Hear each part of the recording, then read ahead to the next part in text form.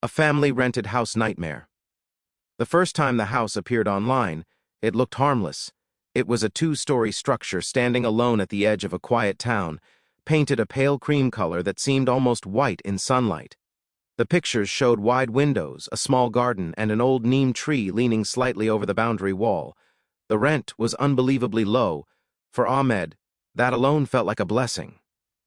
He had just been transferred to the town for work, a fresh start, a quieter life, something far from the noise and pressure of the city. His wife, Sarah, was tired of cramped apartments and constant traffic. Their two children, 12-year-old Ayan and 8-year-old Hira, had never lived anywhere except the city. "This place looks peaceful," Sarah said, scrolling through the pictures on her phone. Ahmed nodded. "And affordable. We can save money here." Neither of them asked the most important question. Why was it so cheap? The landlord, Mr. Karim, was an old man with hollow eyes and a voice that sounded tired, as if he had been awake for years.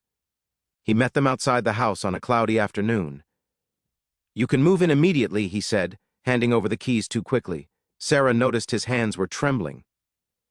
"Has anyone lived here recently?" she asked casually. Mr. Karim hesitated. "Families come, families go." Ahmed laughed it off. "That happens everywhere." The old man did not smile back. The first night passed quietly, too quietly. No traffic noise, no barking dogs, no distant calls to prayer echoing from nearby streets. Just silence, thick and heavy, pressing against the walls. At exactly 2:17 a.m., Sarah woke up. She did not know why. The room was cold, far colder than it should have been. Ahmed was sleeping beside her, breathing deeply. The ceiling fan was spinning slowly, creaking with every rotation. Then she heard it, footsteps, slow, careful. Above them, but there was no third floor. Sarah held her breath, listening. The footsteps moved from one end of the ceiling to the other, stopping directly above their bed. Then came a soft knock from inside the ceiling. Sarah screamed. The noise stopped instantly. Ahmed woke up, confused, switching on the lights. They checked the entire house. Every door was locked, every window closed. "Probably rats," Ahmed said, though his voice lacked confidence. Sarah did not sleep again that night.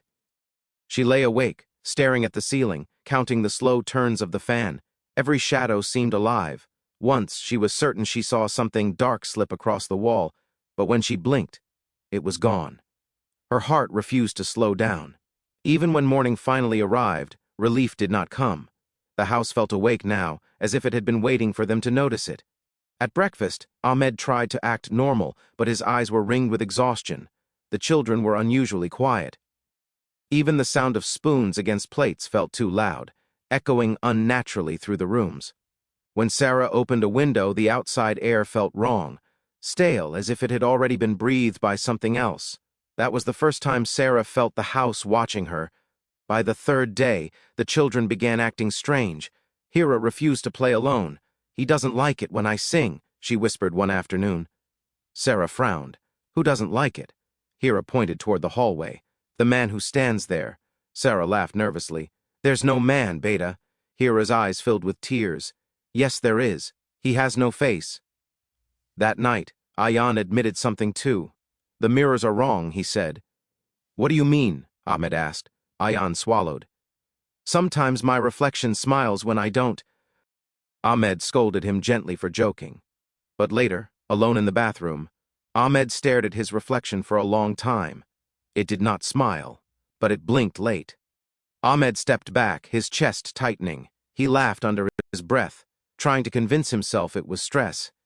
Yet the feeling stayed with him all day, like a hand pressing lightly against his spine, guiding him back toward the bathroom every time he passed it. He avoided mirrors after that, choosing instead to shave in the D. The house revealed its habits slowly. Doors that were closed would be open by morning. Whispers echoed through empty rooms, always just loud enough to almost understand.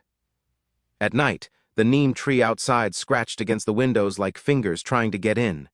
Sarah began having dreams. Every night, the same dream. She was standing in the hallway watching another family move into the house. She tried to warn them, but no sound came out of her mouth. Then she realized she was not watching them. She was watching herself, Ahmed finally decided to ask the neighbors. The nearest house was half a kilometer away. An elderly woman answered the door, her face tightening when Ahmed mentioned the rented house. "You should not be there," she said bluntly. "Why?" Ahmed asked. The woman lowered her voice. "That house does not like families. What does that mean?" "It feeds on them." She slammed the door. That night the power went out. Candles flickered, casting long shadows that moved even when no one did. The air grew thick, hard to breathe. At exactly 2:17 a.m. the footsteps returned. This time they were inside the hallway. Hira screamed as a tall shadow bent down toward her bed. Sarah grabbed her, clutching her tightly. Ayan pointed, frozen in fear. "It's wearing our faces." The shadow spoke, in Ahmed's voice. "You should have left." Ahmed tried to drag his family out of the house. The front door would not open, the windows would not break. The walls began to bleed. Black liquid seeped down, forming handprints that reached for them. The house shook, laughing, a deep, vibrating sound that came from everywhere at once. "You belong to me now," the house whispered. Morning came suddenly, silence returned. The door opened easily. They ran. They never looked back. 3 months later, a new listing appeared online.